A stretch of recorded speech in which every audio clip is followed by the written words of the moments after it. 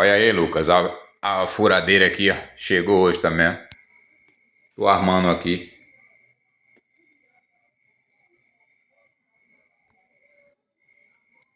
Agora esse mandril dela aqui, que é daquele que não tem rosca, não tem nenhum encaixe.